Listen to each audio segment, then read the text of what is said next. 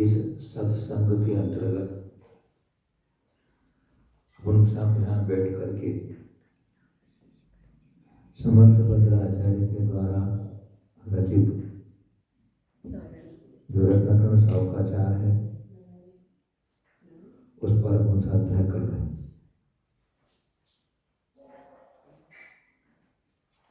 हमारा जीवन चरित्र में बने, नैतिकता हमारे अंदर वृद्धिंगत हो, हमारा जो जन जीवन है, दिनचर्या है, वह अहिंसा और अपरिग्रह इस सिद्धांत को सामने रखकर चले। ऐसी प्रेरणा अपने वो इन सावकाचार ग्रंथों को पढ़ने से मिलती है। सम्यक दर्शन ज्ञान चारित्राणि मोक्ष मार्ग, सम्यक दर्शन जो है वह भूमिका है मोक्ष मार्ग की, और उस भूमिका के ऊपर सम्यक ज्ञान का भवन खड़ा होता है और उसमें चारित्र के आराधक आत्माएं रहती है। 12 अणुवतों का वर्णन चरित्र अधिकार में किया। 5 अणुवत, 3 गुणवत, 4 शिक्षावत। शिक्षावत के अंतर्गत अपन ने देशावकाशी के बाद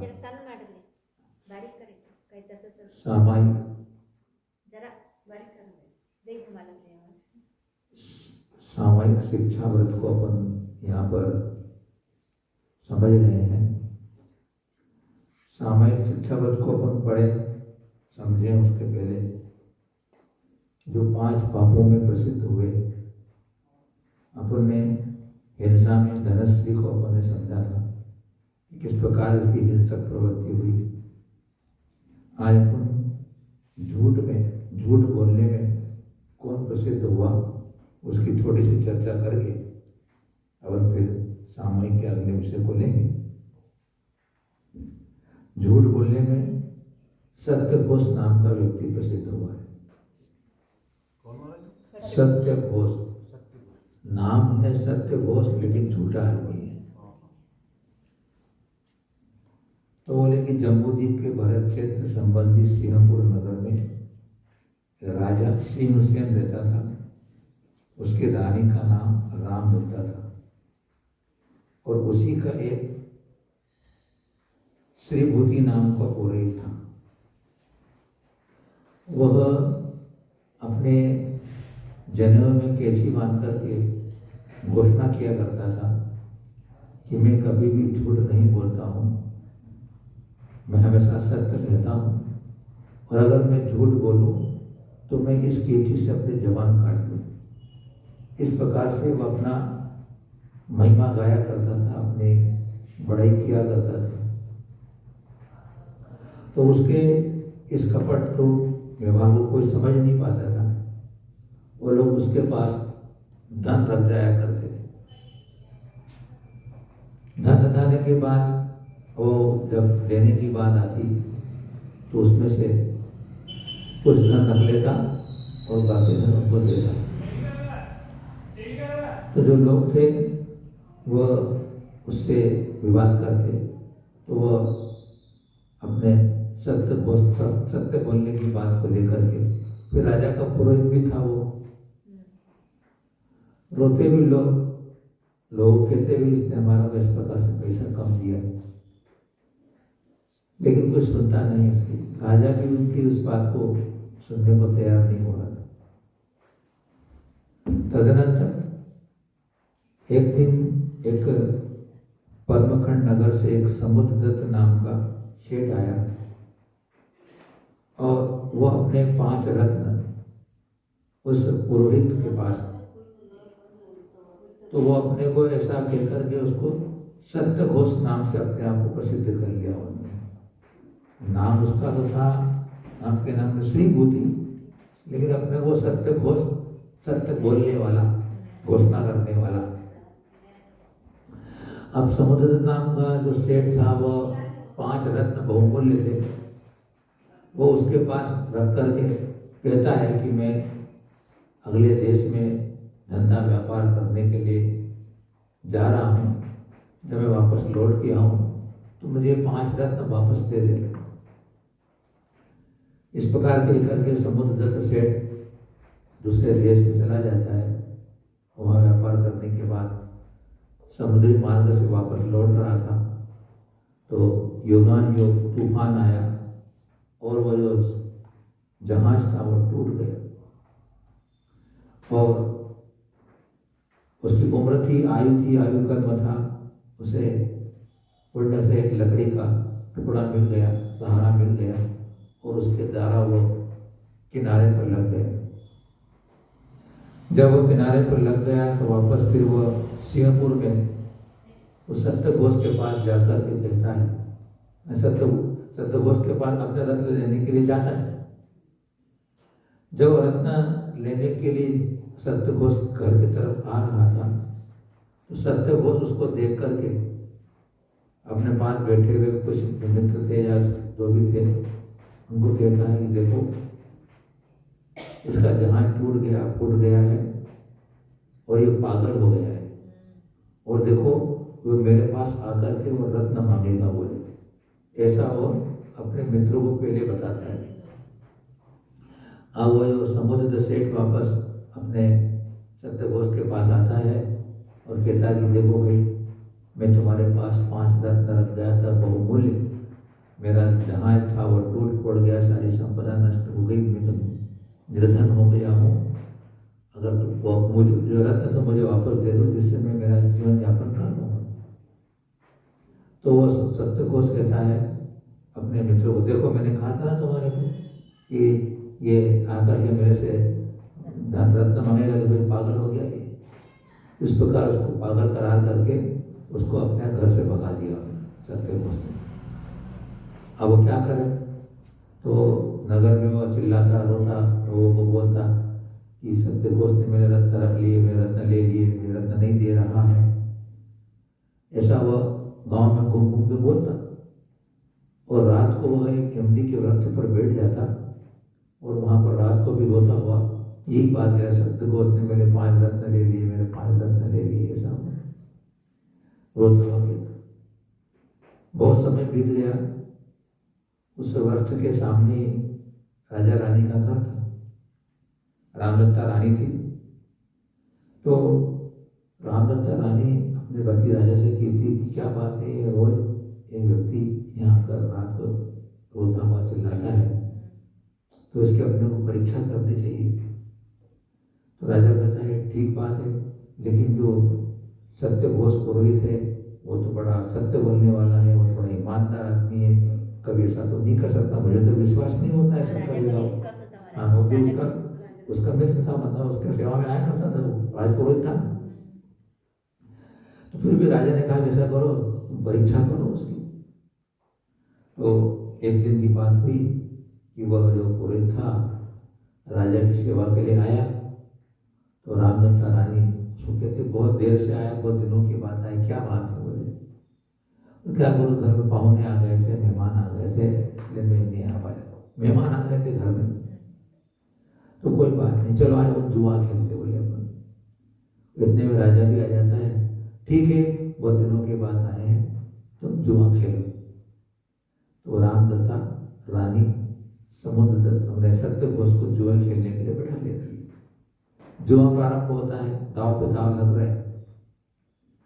अब उस रामदत्ता रानी ने अपने दूती को बुलाया और कान में कहा कि देखो तुम इस सत्यघोष की पत्नी के पास जाओ और उसको कहो कि रानी के पास सत्यघोष बैठा हुआ है, उसने वो 5 रत्न बुलाए हैं। तो आज्ञा लेके चली गई वो, तो उसकी पत्नी के पास जाती है, ब्राह्मणी के पास। तो वो उसने कहा कि नहीं मेरे पास नहीं है रत्न बोले, उसने मना कर दिया। अब देखो आप, एक झूठ के बदले 10 झूठ बोलना पड़ता है वो बात सही होती है। झूठ बोल दिया, वापस आ गए, दूध रानी को पी, लेकिन नहीं दी उन्होंने मेरे को। दाव में दाव लगे, उन्हें अंगूठी जीत ली सत्यघोष की जुए में। अब अंगूठी लेकर के बेचती कि अब ये इसको दिखा करके तो लिया कि सत्यघोष की अंगूठी है। वो भी गई दोबारा जो थी, तो उसने उस बार मना कर दिया कि मेरे पास रत्न नहीं है, क्योंकि उसने सत्यघोष ने मना कर रखा था, उसमें कोई भी रत्न लेने आगे देना नहीं। देखो कितने कपट, कितने छल करने पड़ते हैं। वापस आ गई वो। अब वो तीसरी बार उसने उसकी जनेऊ और जो कैची वो नाव पे लगाई और वो भी और रानी जीत गई जुए में। अब वो जनेऊ और कैची लेकर के फिर दोबारा भेजती है रानी को उसकी पत्नी के पास, ब्राह्मणी के पास। अब उसका तो वो देख करके उसका मन, और ये तो जनेऊ तो मेरे पति की है, और अब इस बार भी अगर मैं नहीं दूंगी, वो बुला रहे और मैं नहीं दे रहा हूँ, तीसरी बार हो गई है, वो मेरे क्रोधित हो जाएंगे, नाराज हो जाएंगे, फिर वो कुछ उल्टा सिट्टा करेंगे। उसने वो 5 रत्न दे दिए। कितनी रानी कितनी होशियार थी देखो। तो राजा रानी ऐसे खड़े होते हैं। अब उस रत्न राजा को राजा ने दे दिए कि देखिए 5 रत्न उसने दे दिए अपने। और राजा भी होशियार, राजा ने उन 5 रत्नों को और दूसरे रत्नों में मिला दिया, और मिलाने के बाद फिर वो समुद्र सेठ को बुलाया और कहा कि तुम अगर कहते हो कि मेरे रत्न दे दिए तो इसमें से अपने जो पहचान का रत्न निकाल लो, तुम्हारे रत्न तुम्हारे निकाल लो। तो उसने जो उसके जो 5 रत्न थे उसको पहचान थी, व्यापार रत्न का व्यापारी था, वो अपने 5 रत्न निकाल लिए। तो इस प्रकार के 5 रत्न निकालने के बाद राजा रानी को विश्वास तो हो गया कि पागल तो नहीं है, ये वणिक पुत्र है, पागल नहीं है, अन्यथा ये 5 रत्न क्यों निकाले, कुछ रत्न निकालेगा। नई बात सामने आ गई तो फिर अब वो सत्यघोष से राजा पूछता है, क्यों भाई, क्या तुमने इसके 5 रत्न तुमने इसे लिए थे क्या, रख गए तुम्हारे, तुमने रख ली क्या इसके? अरे राजा साहब, मैं ऐसा काम कर सकता हूँ क्या? मैं तो सत्यवादी हूँ, मैं कभी ऐसे गलत काम, चोरी का कभी करूँ नहीं, झूठ बोलूँ नहीं, आपको तो विश्वास। जब और बहुत उसको प्रताड़ित किया गया और पूछा गया तो भी उसका उत्तर नहीं दे, तो राजा को आ गया गुस्सा, कुपित हो गया कि देखो इतना विश्वास करता हूँ और मेरे साथ दगा कर रहा है।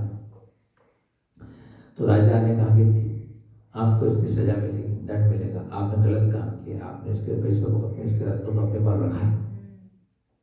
तो उसको 3 दंड सुनाए गए। 3 थाल तुमको गोबर खाना है। क्या करना है? गोबर खाना है 3 थाल। अगर वो नहीं खा सकते हो तो 3 मुक्के पहलवानों के खाने पड़ेंगे, और मुक्के 3 मुक्के, और अगर वो भी नहीं खाओ तो फिर उसका सारा धन तुमको देना पड़ेगा। तो उन्होंने कहा कि मैं 3 थाल गोबर खा लूंगा। बताइए, पैसे के बदले, धन के बदले आदमी, और झूठ बोलने के पीछे आदमी देखो कितना कैसे छोटे काम करने को तैयार हो जाता है। अब 3 थाल गोबर को आदमी खा सकता है क्या? तो नहीं खा सका, तो बोले 3 मुक्के खाओ पहलवानों के। बोले अब 3 मुक्के क्या खाएगा वो, तो मुक्के पहलवान के, वो भी चिल्लाने लगा, रोने लगा। अंत तो गतवा उसको अपना धन सब राजा को देना पड़ा, और राजा को देने के बाद अब वह तीव्र लोभ के कारण व्यक्ति करता है। तीव्र लोभ जब रखता है जो व्यक्ति, सारे ऐसे काम, खोटे काम करने को भी तैयार होता है, झूठ भी बोलता है, सब काम करता है, झूठ के बदले हिंसा भी करता है, सब काम करता है। तो फिर वह मर करके उसी राजा के खजाने में सर्प हो गया। आसक्ति धन के प्रति था, धन के प्रति आसक्ति, तो वो धन का खजाना में वहाँ पे वह सर्प हो गया। फिर वहाँ से मर करके कई अन्य खोटी गतियों में, नरकों आदियों में भ्रमण करता रहा। इस प्रकार झूठ बोलने पर उसको कितने वर्तमान में दुख उठाने पड़े और परभव में दुख उठाने पड़े। इसलिए यहाँ पर झूठ हमें नहीं बोलना चाहिए। इस कहानी के अपने को यहाँ प्रेरणा मिलती है। इसलिए अपने थोड़ी सी कहानी अपने समझ ली। अब अपने मूल विषय पर आते हैं, जिसमें कि अपन सामयिक के ऊपर चर्चा कर रहे थे। कल अपने को काल के बारे में बता दिया था कि सामयिक अपने को कितने काल तक करना चाहिए सामयिक शिक्षा के अंतर्गत। आज अपने को वह क्षेत्र की चर्चा करें, किस क्षेत्र में बैठ करके अपने को सामयिक करना चाहिए श्रावक। एकांते सामयिकम् निर्वाक्षेपे वनेषु वास्तुषु च चैत्यालयेषु वापि च परिचेतव्यं प्रसन्नधिया। एकान्ते सामयिकम् निर्वाक्षेपे वनेषु वास्तुषु च चैत्यालयेषु वापि च परिचेतव्यं प्रसन्नधिया।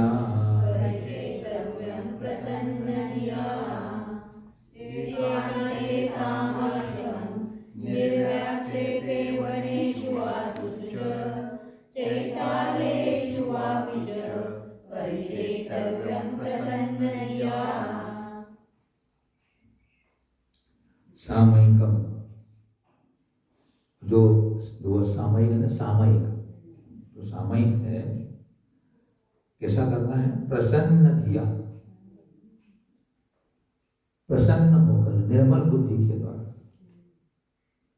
यानी उत्साह पूर्वक श्रावक के द्वारा एकांते, एकांत में, जहां पर पशु पक्षियों का, स्त्रियों का आवागमन न हो, ऐसा वह एकांत।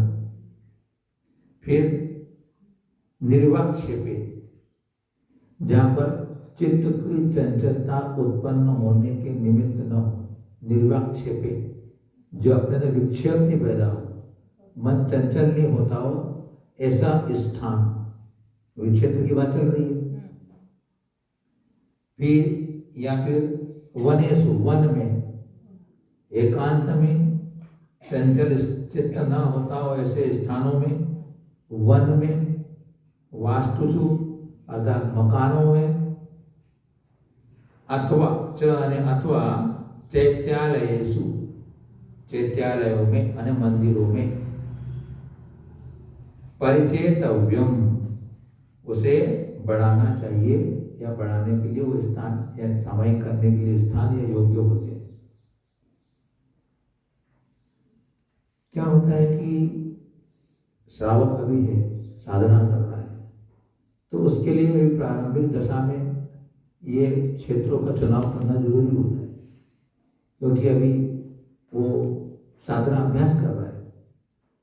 लेकिन अभ्यास करने के बाद भी इन सबके विकल्प नहीं रहते। लेकिन श्रावक अभी है तो वह ऐसे स्थानों के जहाँ अपने मन में आकुलता न हो, चंचलता न हो, ऐसे निमित्त न जुड़े जो हमारे सामयिक को भंग करने वाले, क्योंकि बहिरंग कारण अंतरंग कारण को प्रभावित करता है। बहिरंग कारण अंतरंग कारण को प्रभावित करता है। उदाहरण दिया यहाँ पर कि इस प्रकार जो फलों का बाह्य छिलका होता है वो भीतरी रस के विकास और मधुरता का कारण होता है। बाहर का छिलका, फल का जो छिलका होता है ना, वह भीतर के रस के विकास और मधुरता का कारण और उसका रक्षक होता है। उसी प्रकार बाह्य निमित्त उपादान के विकास में सहायक होता है।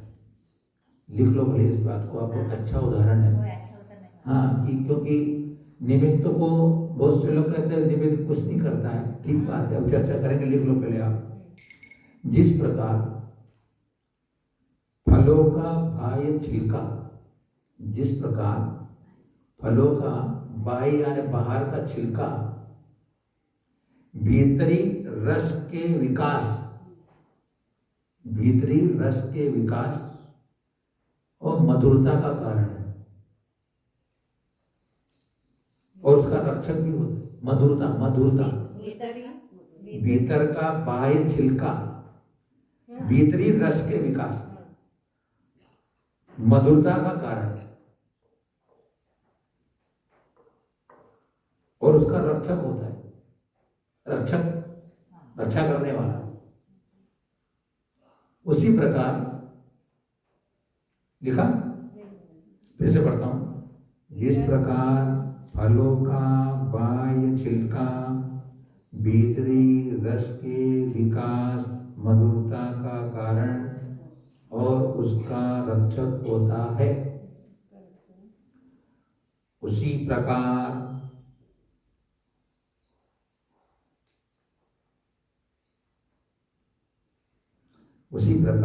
बाह्य निमित्त उपादान के विकास में सहायक होता है। उसी प्रकार बाह्य निमित्त उपादान के विकास में सहायक होता है।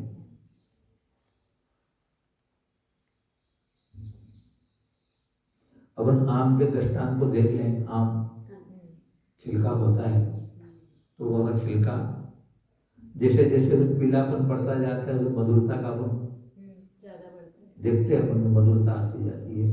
और वो छिलका ही तो अंदर की रस की रक्षा करने वाला होता है। वो तो उसी प्रकार बाह्य निमित्त भी अंतरंग उपादान का विकास करने में सहायक होते हैं। अंतरंग निमित्त को उद्दीपित करता है, उसको जगाने वाला होता है। बोलते ऐसा अपन जितने भी अभी जितने क्रियाएं कर रहे हैं, धार्मिक क्रियाएं कर रहे हैं, उसको धर्म का नाम दे रहे हैं अपन, वे सब क्या है? बाह्य निमित्त ही तो है। उन निमित्तों के माध्यम से हमारे अंतरंग में जो आत्मिक शक्ति, आत्मिक गुण है, उन गुणों का विकास करने का हमें यहाँ पर अवसर प्राप्त होता है। घर में रहते हैं और मंदिर में आते हैं, घर में मंदिर में आकर स्वाध्याय कर रहे हैं, पूजा कर रहे हैं, अष्टक कर रहे हैं, तो यहाँ पर उसमें उपयोग जाने से अपने अंदर के अंदर जो विशुद्धि बढ़ती है, वो हमारे गुणों का विकास करती है। और अगर ये संगति दूसरी जगह करते हैं अपन, तो वहाँ का वातावरण हमारे को अलग प्रकार के परिणामों का निर्माण करता है। इसलिए निमित्त कुछ करता नहीं है, लेकिन निमित्त के बिना काम होता नहीं। ये भी सिद्धांत याद रखना, निमित्त कुछ करता नहीं, क्योंकि दोनों अलग अलग पदार्थ हैं। निमित्त और उपादान। उपादान किसे कहते हैं? जो कार्य रूप परिणत होता है उसे उपादान कहते हैं। जो कार्य रूप परिणत होता है उसे उपादान कहते हैं। और निमित्त के बिना काम होता नहीं। निमित्त कुछ करता नहीं और निमित्त के बिना काम होता नहीं। पाहिजे। तो जिसमें कार्य संपन्न होता है या जो कार्य रूप परिणत होता है उसे उपादान कहते हैं। और उस उपादान को प्रकट करने में जो बाह्य निमित्त होता है उसे निमित्त कहते हैं। जैसे कारण दो प्रकार के, उपादान कारण और निमित्त कारण। अब उपादान कारण तो अंतरंग का होता है, अंतरंग होता है। अपन उदाहरण लेंगे। अपन मिट्टी में घड़ा बनने की शक्ति है, वह शक्ति उपादान कारण कहलाएगी, क्योंकि मिट्टी ही घड़े रूप कार्य को उत्पन्न करती है। घड़ा किसका बनता है? मिट्टी का बनता है। लेकिन क्या वह मिट्टी जो खान में पड़ी हुई है, क्या वो घड़ा बन जाती है? घड़ा बनेगा मिट्टी का ही, लेकिन अकेली मिट्टी जिसमें मात्र उपादान है, घड़े बनने की शक्ति है, वह बिना कुम्हार के, चक्र के, पानी के, गधे के, वो गधा ही तो मिट्टी लेके आया कुम्हार के घर पे। चीवर, धागा भी चाहिए उसके लिए, जब घड़ा बनने के बाद निकालता है, फिर हाथ पे होते लकड़ी का ठोकने का होता है, वो भी चाहिए, सुखाना भी पड़ता है, फिर पकाना पड़ता है भट्टे के अंदर। इतने सारे निमित्तों से गुजरने के बाद वह घड़ा किसी सेठानी के माथे पे वह चढ़ता है। किसी सेठानी के माथे पे जरूर चढ़ जाता है घड़ा। तो जितने हमने निमित्त बताया उससे निमित्त है, और निमित्त के बिना घड़ा मिट्टी का नहीं बना। लेकिन मिट्टी में शक्ति होना जरूरी है। अब देखो, उपादान भी वही होगा जो कि उस रूप परिणत होने की शक्ति रखता हो। अगर उस मिट्टी में रेत की मात्रा ज्यादा हो और मिट्टी कम हो तो भी घड़ा नहीं बनेगा। इसलिए वह मिट्टी जिसमें रेत ज्यादा है वह घड़े की उपादान नहीं कहलाएगी। योग्योपादान योगेन दशरथता पदा द्रव्यादि स्वादि संपत्ता व्यात मता प्यार बना। वो तो हाँ, वो बिखर जाएगा, बनेगा नहीं। ज्यादा रेत होगी तो बिखरेगा नहीं। रोटी का भी वैसे ही, रोटी को ज्यादा मोटी हो जाएगी तो रोटी नहीं बनेगी जो उसकी योग्य चाहिए हुई। इसे योग की शब्द दिया, योग्य उपादान और योग्य निमित्त, है ना। योग्य उपादान मतलब हो गया जो घड़ा बनने की शक्ति रखता है वो योग। इसलिए मोक्ष जाने की योग्यता इसमें होगी, भव्य में होगी। तो द्रव्य रूप भव्य लेना पड़ेगा अपने। द्रव्य क्षेत्र काल भाव निमित्त बनते, तो वहां भव्य जीव ही योग्य द्रव्य होगा। मनुष्य पर्याय होगी, वज्र में सब नाना सनन होगा, ये सब बाह्य निमित्त होंगे। क्षेत्र चाहिए, तो अगर यहाँ चतुर्थ काल चल रहा हो तो वो, नहीं तो विदेश क्षेत्र। जब भूमि काल होगा तो उस क्षेत्र में निमित्त काम नहीं करेगा, क्षेत्र का निमित्त काम नहीं करेगा। काल चाहिए, अवसरपणी काल उत्तरपणी काल होता है, वो काल चाहिए। फिर भाव, छपक श्रेणी के भाव चाहिए, छपक श्रेणी के भाव चाहिए। भाव तो हो रहे अपने, छपक श्रेणी का तो ये योग्य निमित्त है। लेकिन वो भव्य आत्मा और चरम शरीरी भी होना जरूरी होता है। तो इसलिए कहते हैं कि किसी के कार्य को करने के लिए निमित्त भी 100% चाहिए, उपादान भी 100% चाहिए। एक जगह सवाल पूछा कि महाराज जी, निमित्त और उपादान में दोनों की कितने प्रतिशत की आवश्यकता होती है? 50-50%, 50-50%, 50% निमित्त और 50% उपादान, 100% हो जाएगा, कार्य हो जाएगा। तो कहते हैं कि 50% निमित्त और 50% उपादान काम नहीं होगा। 100% निमित्त चाहिए, 100% उपादान। कैसा? आपको भट्टराय जी का आहार कराना है। भट्टराय जी आहार किसका बना हुआ लेते हैं? सिगड़ी का खाते, सिगड़ी खाते। अब सिगड़ी आपको लगाना है, अब सिगड़ी लाओगे, कोयले लाओगे, है ना, सब कुछ ले आओगे, घासट भी ले आओगे। अगर तुम्हारे घर में क्या नहीं होगी, माचिस की तीली नहीं होगी तो क्या करोगे? माचिस की तीली नहीं होगी तुम्हारे यहाँ तो सिगड़ी नहीं जला सकते, है ना। तो क्या हुआ, एक निमित्त घट गया तो भी काम नहीं हुआ। अब कोयले गीले तुम्हारे, बरसात से जल रहे हैं, कोयले गीले तो क्या करेंगे? नहीं जल रही हो, आँख फूट जाएगी धुएं में तुम्हारे। अगर क्या बता भट्टा रहती है, सिगड़ी खाते हैं। तो 100% उपादान, 100% निमित्त, ये जैन सिद्धांत है हमारा। कारण के बिना कार्य नहीं होता। अपने को जैन फिलॉसफी में सबसे बड़ा एक यही अपने को यहाँ, हाँ, कि हमारे यहाँ कारण कार्य की सारी व्यवस्था है। इसलिए हमारे यहाँ कहीं पर भी कोई विवाद नहीं हो सकता, हमारे यहाँ कोई मत खंडित नहीं हो सकता।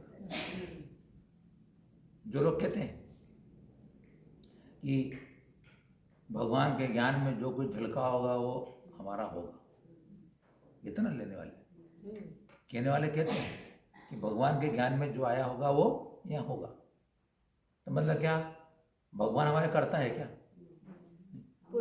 यह जरूर है कि भगवान के ज्ञान में हमारी सारी पर्याय आ चुकी है, वो देख रहे हैं, साक्षात प्रत्यक्ष देख रहे हैं। लेकिन मेरा यहाँ जो परिणमन होगा वैसा उनके ज्ञान में आएगा ना, जो निश्चित है मेरे पर्याय वो प्रकट पूरी उनके ज्ञान में है। तो हमारे आचार्यों ने, हमारे विद्वानों ने इसकी बात कही कि उनके यहाँ जो कार्य रूप पर्याय कार्य रूप के लिए ध्यान रखना है, पर्याय को कार्य कहते हैं। पर्याय क्या चीज है? कार्य है। तो और जो द्रव्य क्या होता है? कारण होता है। द्रव्य कारण होता है और पर्याय कार्य होती है। तो पर्याय प्रकट में होती है ना, पर्याय वर्तमान कालीन होती है। तो क्या हुआ कि हमारे तीर्थंकर भगवान के या केवली के ज्ञान में जो जो मेरी पर्याय आ रही है, वे पर्याय जिन जिन कारणों से प्रकट होगी वे कारण भी आ रहे हैं। इसलिए मेरे यहां जैसा निमित्त उपादान होता है वैसे उनके ज्ञान में भी आ रहा है और वे मेरा परिणमन भी हो रहा है। अगर वो बिना निमित्त के उनके ज्ञान में वो निमित्त भी नहीं आता होता कि मेरे को जिस कार्य की पर्याय प्रकट होने वाली है उसका निमित्त उन ज्ञान में नहीं आए, तो हम भगवान ज्ञान में जैसा हुआ वैसा मेरे को हो रहा है, मैं पकड़ मान लूँ। लेकिन जिस निमित्त से मुझे पर्याय प्रकट होगी वो निमित्त भी आ रहा है। इसका मतलब क्या हुआ कि मेरे यहाँ जो परिणमन होगा वो परिणमन उनके ज्ञान में आएगा। तो निमित्त के बिना और उपादान के बिना कार्य मेरा भी नहीं होगा। हम मोक्ष जाएंगे निश्चित है, लेकिन उस मोक्ष जाने के लिए जो पुरुषार्थ है वो पुरुषार्थ भी उनके ज्ञान में आ रहा है। आ चुका ऐसी बात नहीं, तो मैं उसे पुरुषार्थ करूंगा, क्योंकि प्रत्येक द्रव्य में अनंत संभावना है, अनंत पर्याय है। वो अपने अपने योग्य निमित्त को लेकर प्रकट होती है। अगर आपको मानो कि पूरी बनाना है, अब पूरी बनाना है तो पूरी बनाने का आटा थोड़ा गाढ़ा होता है, थोड़ा कसा कड़क होता है थोड़ा है। अब उसमें आपका पानी ज़्यादा डल गया, पूरी बनाने जा रहे थे आप, पानी ज़्यादा डल गया, अब क्या होगा? पूरी बना सकते हो क्या? नहीं बना सकते। मतलब क्या हुआ? पर्याय आप पुरुषार्थ कर रहे थे लेकिन उसका निमित्त गलत हो गया, यानी उसके योग्य निमित्त नहीं रहा, तो पूरी नहीं बनेगी, है ना। तो जैसा निमित्त मिलता है वैसा कार्य होता है। एक उदाहरण दूसरा दूं आपको मैं। चना है, चना। अब चने को अगर आप उपजाऊ भूमि में डाल दोगे तो पल्लवित पुष्पित हो जाएगा। उसी चने को अगर आपने पथरीली भूमि में डाल दिया वह नहीं उगेगा। उसी चने को आपने घट्टी में डाल दिया, बेसन बन जाएगा। और उसी चने को आपने भड़भुजे में डाल दिया, जिसमें चना फूटता है ना, भड़भुजा, उसमें डाल दोगे तो क्या बनेगा आपका? भुगुड़ा बन जाएगा। भुगुड़ा बोलते हैं हमारे उसको। चने को जब भून लेते ना उसको भुगुड़ा बोलते हैं। भुगुड़ा फुटाने बोलते हैं आपको, जरा हम भुगुड़ा बोलते हैं। हाँ,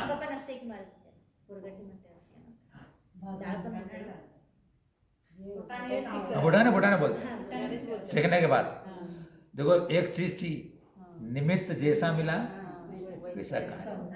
मेरे साथ वैसी घटना घट रही है, जैसा निमित्त मिलेगा वैसी पर्याय प्रकट होगी। तो उपादान और निमित्त दोनों का, तो भगवान ज्ञान में अगर मेरा इस काल इस समय अगर आपको चने का बेसन बनाने के वाली पर्याय ज्ञान में थे तो घट्टी भी ज्ञान में आएगी, घट्टी भी उनके साथ चलेगी, चने के साथ, उस चने की पर्याय ज्ञान में।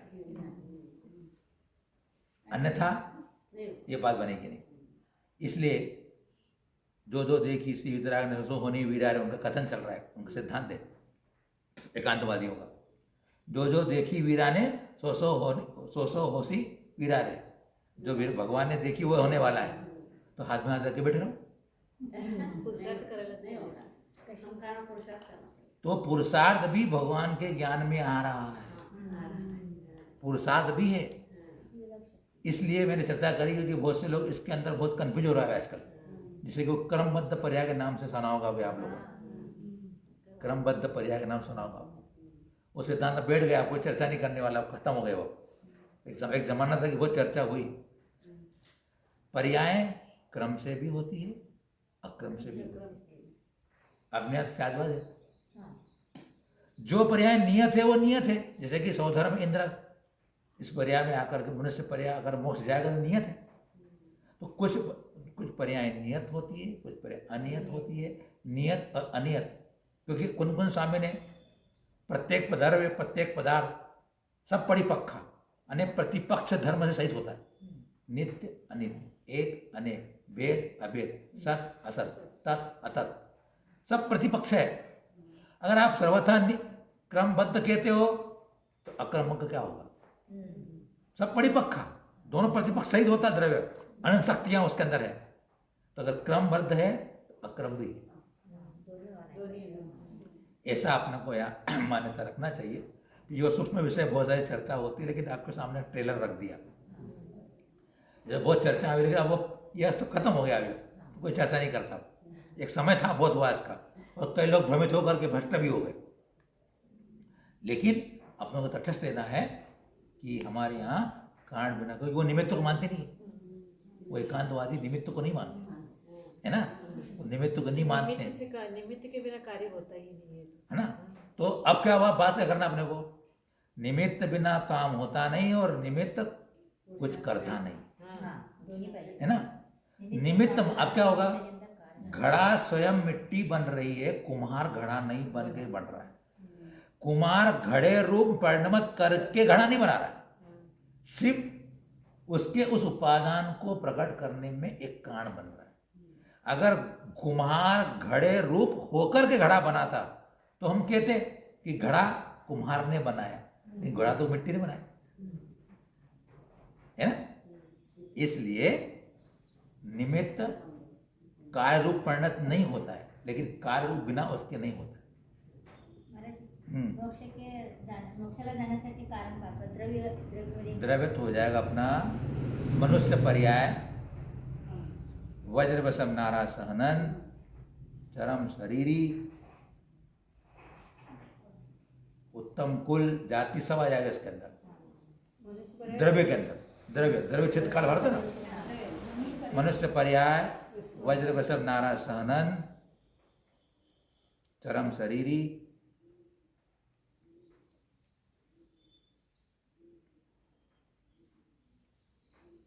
उच्च कुल, जाति सभी भी लिख लो भले, ये भी सब उसमें है, गर्भित है, मनुष्य गति में सब आ गया हो। हाँ, अब क्षेत्र, क्षेत्र लिखो आप,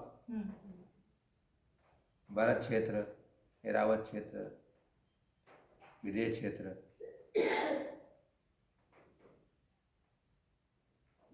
काल लिखो, दुखमा सुखमा काल,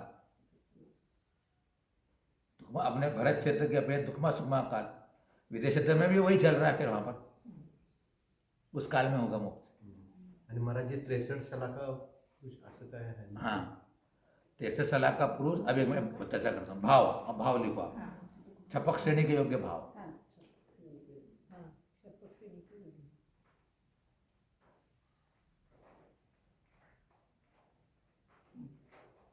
63 सलाह का पुरुष होते हैं, तो उसमें 24 तीर्थंकर, 12 चक्रवर्ती, 9 नारायण, 9 पति नारायण और 9 बलभद्र, है ना। ये 63 उत्तम पुरुष होते हैं। तो नारायण, पति नारायण और बलभद्र, ये तीनों साथ में होते हैं। महाराज जी, भाव मनुष्य भाव पर्याय में भाव आया तो भाव उसी में आएगा ना, भाव पर्याय हो ना, मनुष्य भाव मनुष्य गति पर्याय अपने आप वही एक ही बात, मनुष्य भाव और मनुष्य गति एक ही बात है। द्रव्य क्षेत्र काल आणि भाव चार बस इन्हीं से काम होता है। मनुष्य द्रव्य, मनुष्य पर्याय, वृषभ नारा सवन, वज्र वृषभ नारा सवन, शरीर, चरम शरीर, चरम शरीर, चरम शरीर। उच्च कुल, जाति। क्योंकि वज्र से नारायण तो बहुत जीवों को होता होगा, लेकिन चरम शरीर के बिना मोक्ष नहीं होगा। लेकिन उसके चरम शरीर को वज्र में होगा। और क्या बोला? उच्च कुल आणि हाँ, जाति जाति, नहीं, एक ही बात। क्षेत्र, दुखमा सुखमा काल। कार्यकार्यांची व्याख्या पण आहे का? कौन सा? कार्य और कार्य, कार्य पर्याय एक ही बात है, एक ही बात है। कार्य कहो व्याख्या या पण पर्याय आहे करो, कार्य कारण व्याख्या है क्या बोलते हो? कार्य की। कार्य और कारण की व्याख्या बोल रहे हैं।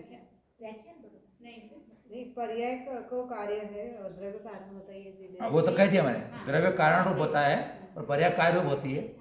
अब उसमें क्या कोई पूछ रहा है? वो व्याख्या बोल रहे हैं, कार्य की व्याख्या और पर्याय की व्याख्या। कारण की व्याख्या। हाँ, जी। और फिर मैं देख के बताऊंगा, मेरे को अभी पक्का याद नहीं है क्या है उसका, बता दूंगा देख के। हाँ हाँ, उसका लक्षण मतलब परिभाषा, जैसे उपादान के बताए ना आप, उपादान मतलब जो कार्य उत्पन्न था तो उपादान कहते हैं, उस कार्य को जो संपन्न करता है वो निमित्त कहलाता है। तो ये इस सुखमा दुखमा काल में होते, चतुर्थ काल में होते, तिसठला का पुरुष, नारायण, बलभद्र और पति नारायण, ये साथ में होते हैं। उसमें चक्रवर्ती भी हो सकता है, नहीं भी हो सकता, उसका नियम नहीं है। और तीर्थंकर के समय भी तीर्थंकर हो, ना भी हो, उसके बिना भी हो सकता है। तो ये चतुर्थ काल में जब मोक्ष जाने का द्वार खुलता है, तभी भरत ऐरावत काल में होते। विदेश क्षेत्र अभी हो रहा है, विदेश क्षेत्र में तीर्थंकर में भी हो रहा है, नारायण बद्रीनारायण वगैरह होते रहते हैं। अपने यहाँ तो दुखमा सुखमा काल में होते हैं। तो ये विशिष्ट पुरुष होते हैं, बहुत तपस्या करके, बहुत कठिन परिश्रम सहन करके इस पद को प्राप्ति होती है। इसलिए ये विशिष्ट पद कहे जाते हैं मनुष्यों के अंदर। और ये इनको मलमूत्र भी नहीं इनको होता है, इन 13 लाख पुरुषों को वो सी विशेषता इनमें होती है, तो वो बात रहती है। इसमें और कोई प्रश्न हो तो पूछ सकते हो आप। आ रहा है निहार नहीं। हाँ, आरोधन याद है, इनको ऐसी योग्यता रहती है। तो अब हम चर्चा कर रहे हैं इसके बारे में, सामायिक के क्षेत्र के संबंध में। तो यह कहना चाहते हैं कि बाह्य सारे साधन मिलने पर भी यदि अंतरंग में परिणाम विशुद्ध नहीं है, पंच परमिष्टि के प्रति अनुराग नहीं है, तो वह सामायिक नहीं कहलाती है। इसलिए आचार्य देव ने प्रसन्न दिया यह विशेषण दिया है। इसका तात्पर्य यह है कि सम्यक दृष्टि मानो आत्मविशुद्धि के लिए व कर्मों की निजरा करने के लिए प्रसन्न चित्त होकर, अर्थात आर्त रौद ध्यान छोड़कर पशु आदि के उपद्रव से रहित एकांत में, निर्जन वन में, एकांत स्थान रूप घर में, चैत्यालय में बैठकर समता भाव की वृद्धि करने का प्रयत्न करें। अपने बाहर के साधन से जुटा लिए, एकांत में बैठ गए, कोई भी डांस मच्छर नहीं है, कोई आ जा नहीं रहा है, सब कुछ है, हमने सारे भाई सदन जुटा लिए। लेकिन अंतरंग में अगर हमारे भावों की शुद्धि नहीं हुई तो वह फिर सामायिक नहीं कहलाएगा। हमने वो स्थान इसलिए चुना था कि मेरे अंदर भाव में विशुद्धि बनने और मेरे दुर्ध्यान न हो, इसलिए हमने जुटाया थे। अब जुटा कर लिया, जब भाव नहीं बना रहा है, भाव के अंदर अपन अंधया बैठ करके भी अपना वो आर्थ ध्यान चल रहा है, तो वो बाह्य साधन, इसे कहा ना कि निमित्त से कार्य होता नहीं, लेकिन निमित्त बिना कार्य होता नहीं। इसलिए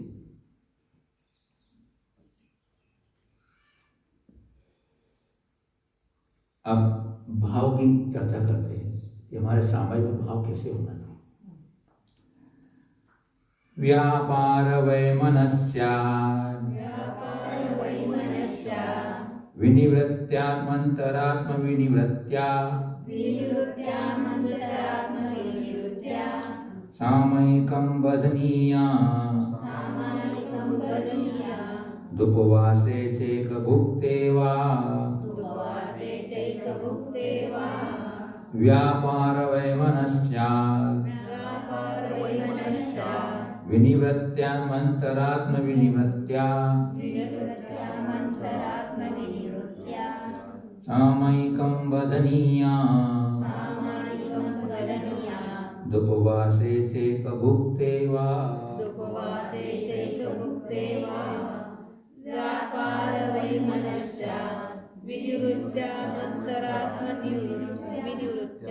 सामयिकं वदनीया दुपवासे चैक भुक्ते वा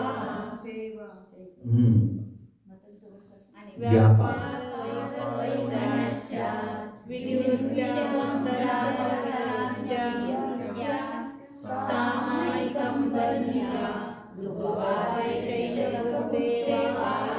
अगर अपने को पढ़ने में असुविधा होती हो तो पेंसिल या पेन से अपन विनिवृत्त्या माँ पे थोड़ा सा निशान लगा लो, कि वहाँ रुक करके फिर मंत्रात्मा वहाँ थोड़ा निशान लगा लो, फिर वहाँ विनिवृत्त्या। तो इस प्रकार आप जब दोबारा अभ्यास करेंगे तो अपने को मालूम पड़ेगा कि यहाँ थोड़ा रुक करके, क्योंकि वह संधि हो गई वहाँ, माँ इसलिए बोल रहे हैं उधर कि वहाँ अ और म अदा मिलकर म पूरा हो रहा है, तो इसलिए वहाँ पर विनिवृत्त्या मंत्रात्म विनिवृत्त्या, ऐसे समाधि तंत्र में वैसे आपको करना पड़ेगा, उसमें बहुत जुड़े हुए अक्षर समाधि तंत्र में। सामायिक। बहुत जोड़ अक्षर है। हाँ, तो वो इसका ऐसा अपन समझे के निशान लगा करेंगे ना तो पढ़ने में सुविधा हो जाएगी।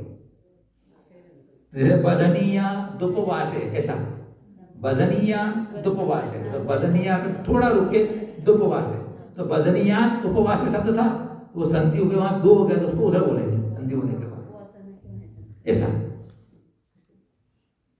व्यापार और वैमनस, इससे विनिवृत्त्या, व्यापार ने काय की चेष्टा, काय की कायादि की चेष्टा, उसका त्याग करके या उससे रहित होकर, और वैमनस अने मन के अंदर की जो कलुषता है, वैमनसता है, कासाई भाव है, उसको छोड़कर भाव बता रहे कि सबसे पहले आपको काय की चेष्टा जो है वो छोड़नी पड़ेगी, यानी अपने को स्थिर होकर के बैठना पड़ेगा। तो काय की जो चंचलता है उसको छोड़ना, दूर करके। वैमनस, वैमनस अंदर की जो कलुषता है, अपने अंदर की जो मन की व्यग्रता है, वो उसको अपने छोड़ना। सामायिक के भाव की जैसे चल रही है, द्रव्य काल और क्षेत्र हो गया, अब भाव कि सामायिक भाव कैसे होना चाहिए। तो मन की व्यग्रता यानी कलुषता से रहित होकर के, फिर अंतरात्म विनिवृत्त्या, मानसिक विकल्पों की रहित होकर के। मानसिक विकल्प, कसाय का भाव अलग है, मानसिक विकल्प अलग है। हम किसी एक बात को लेकर उसके बारे में हम जो अंदर ही अंदर चले जाते हैं, वो सब अपने विकल्प होते हैं। जैसे शांत सरोवर है, एक कंकड़ डाले तो किसी लहरें उठती है, वैसे हमारे किसी बात को लेकर के, सांसारिक बात को लेकर के, राग देश की बात को लेकर के, किसी इंद्रिय विषय को बात को लेकर के, हमारे अंदर उसको लेकर के उसके गुंतारे चल रहे हैं, उसके लिए हम ताने बाने बूंद रहे हैं अपने अंदर ही अंदर, वो विकल्प कहलाते हैं। और वो कब होगा? वो कसाय के अधीन होगा। अगर तुमने उसके प्रति क्षमा भाव धारण कर लिया, अगर है उसके प्रति क्षमा भाव धारण कर लिया है, तो फिर आपने क्षमा भाव धारण करने के बाद उसके संबंध में अपने को बुरे बुरे विचार करने की जरूरत ही क्या रहेगी। इष्टानिष्ट की, प्रिय अप्रिय की, राग देश अपने छोड़ के अपन बैठे हैं, फिर उन संबंधी विकल्प हम करेंगे नहीं जिनसे अपने संबंध बना है पहले। क्योंकि ये मजे की बात तो ये होती है कि जब आप सामायिक में बैठोगे, माला पहनने बैठोगे, तभी ये बातें आपके सामने आएगी, आती है, ये स्वभाव है, मन की कमजोरी है, मानव कमजोरी है, आएंगे। तो हम उसको इसलिए क्या करते हैं, सामायिक के पहले प्रतिक्रमण कर लिया जाता है, मिथ्या में दुख करते हैं। हमारे षडावस्थकों में भी पहले सामायिक के पहले प्रतिक्रमण कहा गया, पहले प्रतिक्रमण करो, फिर सामायिक की विधि में प्रतिक्रमण आता है। पहले तो प्रतिक्रमण का मतलब ही होता है कि मैंने जो कुछ भी मेरे द्वारा पाप हुआ है, किसी का दिल दुखाया है, मैंने पटे भाव कर लियो, प्रिय प्रिय मोह माया कर लियो, लोभ लालच कर लियो, पता है कर्मों के अधीन हुए संसारी प्राणी है, हो गया है, तो मुझे उसका पश्चाताप है, मुझे उसका खेद है। मैं अंतो नज्जमी पश्चातापे वे अंतो, मैं अंदर ही अंदर पश्चाताप की अग्नि में जल रहा हूं। भाव प्रतिक्रमण, भाव प्रतिक्रमण होता है कि मैं भगवान अंदर अंदर पश्चाताप की अग्नि में जल रहा हूं। मैंने सब क्यों किया, मैंने क्यों कहा, मैंने ऐसा क्यों व्यवहार किया, मैं स्वभाव से च्युत हो गया, क्या मुझे मेरा शांत स्वभाव मुझे याद नहीं रहा। ऐसा वो अपने अंदर अपनी ही निंदा करता हुआ अपने भाव को शुद्ध करता है। क्षमा कर दो, क्षमा में सब जीवान सभ्य जीवा खमंतो व्यक्ति में सब भूतेषु वीरम पंचम भी, ये बहुत बड़ी सामायिक है। तो वो जब हमने कर दिया है तो फिर हमारे उसके बाद संकल्प विकल्प नहीं चलेंगे। तो हमारा मानव मन है कि जब ऐसा कुछ बैठते हैं तभी अपने विकल्प आते हैं, तो उसको हटाने की कोशिश करें, आते हैं आएंगे, क्योंकि संस्कार है, अगर साधक है अभी तो उसको हटाना, अरे क्या करना, फिर अपने उपयोग को वापस धर्म में लगाना, चित्त में लगाना, तो आगे काम बन जाता है। दिग्बंधन होने के बाद में सामायिक पाठ पढ़ने चाहिए ना, हाँ, मग प्रतिक्रमण। नहीं, हे प्रतिक्रमण तो पहले कर लो आप, फिर सामायिक करो आप। फिर सामायिक में प्रतिक्रमण की एक बात भी आती है इसमें। दिग्बंधनानंतरच करायचं. हाँ, पहिले फिर प्रतिक्रमण दिग्बंधन उसके बाद ही प्रतिक्रमण आएगा। एरिया पर देख चलता है तो मैं यहाँ पर देखिए तो इसमें आएगा उसके अंदर, वो जो पढ़ते हैं भक्तियों में, जीवे प्रमाद जनित चित्त सुख. वो तो प्रतिक्रमण है। हाँ, फिर सामायिक करने बैठेंगे ना, उसमें भक्तियों में पहले प्रतिक्रमण आता है, उसके अंदर छोटा प्रतिक्रमण आता है। एरा वैया अणागुप्ते ऐ गमणे लिंगमणे आणे गमणे चंकमणे पाणु गमणे बीउ गमणे हरु गमणे उच्चारण पश्चमण खेर शिवाणे वीरी बैठावणे जेके पाणावा बुदावा जीवावा सत्तावा संघटितावा संघायतावा बुद्धावा प्रदावा, ये सब प्रतिक्रमण ही है। तेवढंच मंदिरला जाताना आम्ही मंदिरला जातात तेवढं. एरिया पर शुद्धि पड़ते आप लोग। हाँ वही ठीक बात। दृष्टाष्टक हाँ वही एरिया पर शुद्धि वाला वही प्रतिक्रमण, सामायिक में हो जाता है। आपकी प्रतिक्रमण किताब होगी ना, उसमें देखना उसमें होगा, ये सामायिक किताब में होगा, उसमें देखना कि कहाँ प्रतिक्रमण आता है। मैं आपको दिखा दूंगा तो किताब में फिर आपको। कल अपने मुनियों के लिए 3 सामायिक और 2 प्रतिक्रमण बताए. यानी देवसिक और रात्रि, दिन भर का हम शाम को करते हैं और रात भर का सवेरे करते हैं। रात्रि और देवसिक, अभी देवसिक करेंगे, फिर रात कितने का सुबह प्रातःकाल रात्रिक करेंगे। 28 करायचं. हाँ, तो क्या बात चल रही थी अपनी कि वह शरीर की चेष्टा, मन की व्यग्रता, कलुषता और अपने मानसिक विकल्पों से रहित होकर के, निवृत्त होकर के, छोड़ करके, त्याग करके उपवास के दिन या एक भुगते या एकासन के दिन, फिर 6 साल लगाया और समय में भी उपवास के दिन और एकासन के दिन के साथ और कभी समय में भी सामयिकम बदनिया, सामयिक करना चाहिए। उपवास का इसलिए कहा कि उपवास के दिन इंद्रियां चंचलता कम हो जाती है। उपवास करने से इंद्रियों की चंचलता कम हो जाती है, मन भी थोड़ा चंचल कम होता है। इसलिए उपवास के दिन और एकासन के दिन, एकासन के दिन भी हम करते हैं। कोई व्रती ही करना चाहिए, कोई श्रावक एकासन को तो वो भी करें. करें, कोई शरीर का धर्म सबके समान ही है, व्रती हो कि अवर्ती हो, अगर वो भी अगर एकासन करके करेगा अवर्ती भी, तो भी उसकी चंचलता कम होगी। अभी जो 16 दिन एकासन किए थे, तो 16 दिन एकासन में उनका शरीर में ऐसा हो गया। वैसा करो आप, एक टाइम खाने के अंदर तो कितना शरीर के प्रभाव पड़ जाता है खाने, एक टाइम खाने वाले, है ना। तो उसी प्रकार शरीर भी उसी बार चंचल इंद्रियां भी मन में बस हो जाती है ऐसा करने से। सबके चेहरे उतर गए थे, उतर जाते शाम तक। तो वो कारण वही है, शरीर का धर्म है, तो क्या करोगे, है ना। तो फिर ज्यादा अगर बातचीत करने का मन भी नहीं होता है, तो शरीर ढीला पड़ गया, है ना। अरे यार तू चला जाए यार, मेरा कैसा नहीं नहीं, बदल ऐसा नहीं है, आदत की वजह से ऐसा होता है. है। उनकी आदत नहीं होती है. हाँ. अब साधु जो अब देखो एक टाइम ही लेना, उनको हमको फर्क नहीं पड़ता, साधना हो गया, उपवास भी होगा तभी कोई फर्क नहीं पड़ता है। तो वो इसको बोलते हैं अभ्यास। तो इसलिए अपने को कभी कभी 8 दिन में, 15 दिन में, 1 महीने में इसका अभ्यास करते रहना चाहिए। अगर नहीं कोई व्रत तो भी आज अष्टमी है, एक टाइम खाऊंगा, चलो कोई बात नहीं। 4 दिन आते हैं ना, तो जो 2 दिवस को नहीं खाऊंगा, एकासन करूंगा, तो भी वो अभ्यास अपना काम आएगा। अभ्यास के बिना काम नहीं होता। अरे मोक्ष आने के लिए कितने भाव का अभ्यास जरूरी होता है। तीर्थंकरों को 10 भाव लग जाते हैं अभ्यास। तीर्थंकर का सर्टिफिकेट कट गया है, वो 10 भाव लग जाते हैं। तो अपन सामान्य व्यक्ति कितने भाव की साधना करनी पड़े, तो अभ्यास करते रहो। अभ्यास यानी बार बार करना, अभ्यास नहीं बार बार करना।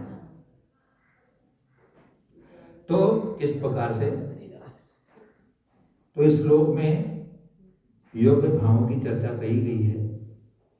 सामायिक के पहले अपने में करना है शरीर तथा वचन की चेष्टा है, अर्थात शरीर का हिलाना डुलाना, वचन का जोर से उच्चारण करना, वेमनस माने मन की व्यग्रता यानी कलुषता को दूर करना, और अंतरात्मा माने अंतरात्मा का अर्थ मन लगाना है।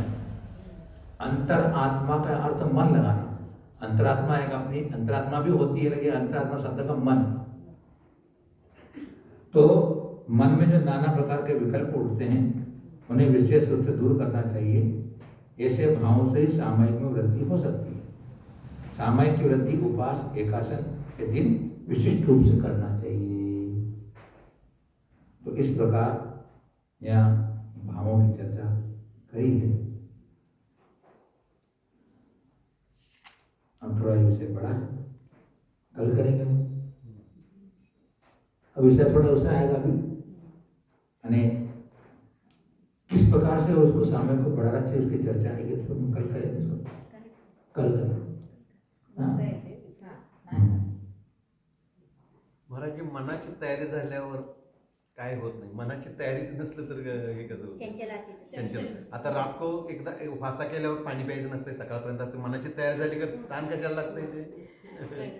मन की तैयारी हो तो कुछ मन भी बनना होता। चाहिए ना, मन बनना सभी ही सभी तो बात के लिए इसलिए हमने कहा था ना कि मन मजबूत जिंदगी मजबूत, मन कमजोर जिंदगी कमजोर, मन डूबा जिंदगी डूबी, मन तिरा जिंदगी तिरी। सारा खेल मन का। अपन को यही तो विशेषता मिली है कि हमको मन मिला है। इस मन को हम चाहें तो अच्छे काम में लगा सकते हैं और मन चाहें तो बुरे काम में लगा सकते हैं। हमने चर्चा की थी कि एक इंद्रियों को तो एक इंद्रिय से शरीर ही मिला है, उनको वाणी भी नहीं मिली है। अब दो इंद्रियों से वाणी तो मिली है, असंख्य पंचेंद्रियों को मन नहीं मिला है। अपने को मन भी मिला है, तन भी मिला है, काय भी मिली है, सब मिला है अपने को। तो हम और सारा खेल मन का ही है, और पाप बंद आदि की विशेषता मन से होती है ज़्यादा। तो मन को तैयार करते हैं तो होता है, उसके लिए बार बार उसको तैयार उसको संबोधित करना पड़ता है, मन को जगाना पड़ता है, मन को बोलना पड़ता है। मन चंचल भी है और मन सीधा भी है, उसको बोलेंगे तो करता भी है। हम उसको ढीला छोड़ देते हैं तो फिर वो कमजोर हो जाता है। इसलिए क्या होता है, कभी कभी हमारे संग में उपवास लेना होता ना, तो खा करके आहार करके आए, मन बना लिया उपवास ले लो, फिर बोले कि अवन